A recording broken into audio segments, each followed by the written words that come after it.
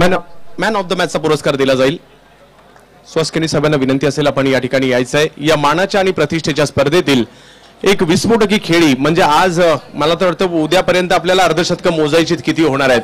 श्रेयसने अर्धशतक झळकावलंय, अख्तर शेखने अर्धशतक झळकावलंय आणि तदनंतर जर पाहिलं तर या स्पर्धेची उच्चांकी धावसंख्या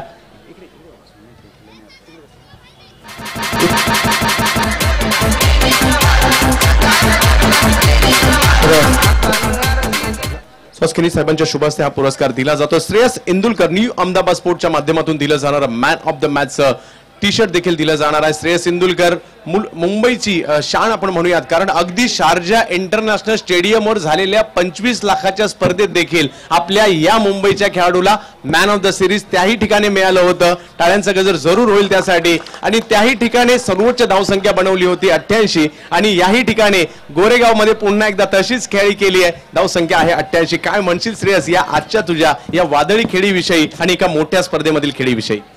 नाही, जसं सांगायला गेलं की पहिली बॅटिंग होती, ग्राउंड छोटं होतं। पहिले सांगितलं की स्कोर जेवढं जास्त करता येईल तेवढं बॉलर्सना थोडं रिलीफ मिळेल, कारण का इकडे 15 ते 16 रन 20 रन कधी येऊ शकतात, 4 बॉलमध्ये पण येऊ शकतात किंवा 3 बॉलमध्ये पण येऊ शकतात, ग्राउंड छोटं आहे म्हणून।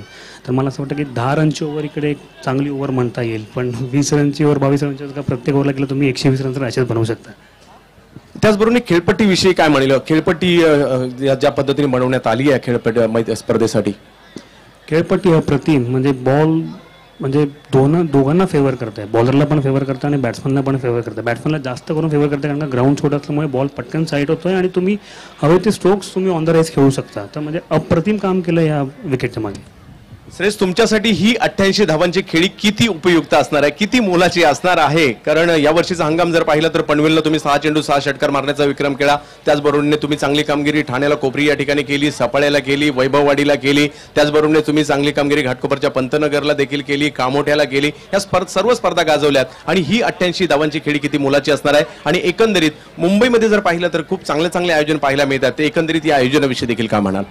हो नक्की, कारण खेळी असं म्हणायला गेलं तर सगळे टुर्नामेंट्स इम्पॉर्टंट आहेत आणि ॲज अन ओपनर म्हणून मी प्रत्येक वेळेला सांगत आलो की ओपनरचा की ओपनिंगमध्ये जेव्हा तुम्ही सर्कलला जेव्हा रन्स करता त्यावेळेला तुमचा तो स्कोर कॅरी ऑन होतो शेवटच्या ओव्हरपर्यंत। तर मी ॲज अन ओपनिंग बॅट्समन म्हणजे माझं असं म्हणतो की मी त्यांना स्टार्ट दिलाच पाहिजे माझ्या टीमला, तर त्याप्रमाणे मी माझ्या सातत्याने मी प्रयत्न करत असतो की मी व्यवस्थित स्टार्ट देऊ की जणू की स्कोर एक चांगला टोटल लागेल बोर्डवर आणि मग बॉलर्सना थोडीशी एक।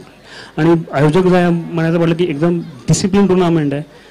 अंपायर्स म्हणा की तुम्ही जे कमिटी मेंबर्स आहेत ते व्यवस्थित बॉल एवढा ट्रॅव्हल करतोय बाय रोडवर किंवा इथे घरावर, मी सगळीकडे बघतो की मुलं उभी आहेत तिथे पत्र्यांवर, ते बॉल पटकन आणून देतात, म्हणजे अप्रतिम। म्हणजे आम्ही बॅटिंग करताना मी जराही थांबलो नाही, माझा जो फ्लो होता तो फ्लो मी कॅरी ऑन केला, कारण का तुम्ही सगळ्यांनी बॉल ते व्यवस्थित पहिले आणून दिला।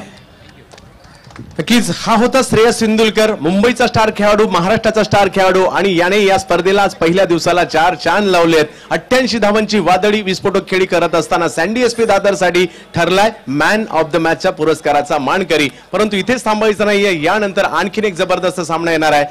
अमन स्पोर्ट्स विरार आणि त्यांच्या बरोबरीने आपल्याला संघ पाहायला मिळेल विक्रोलियन्स, विक्रोळी, अमोल म्हात्रे आणि कंपनी। एक जबरदस्त सामना काही क्षणातच आपल्या समोर। पाहत रहा प्रहार चषक 2019, मुंबईतील एक नामवंत क्रीडा स्पर्धा।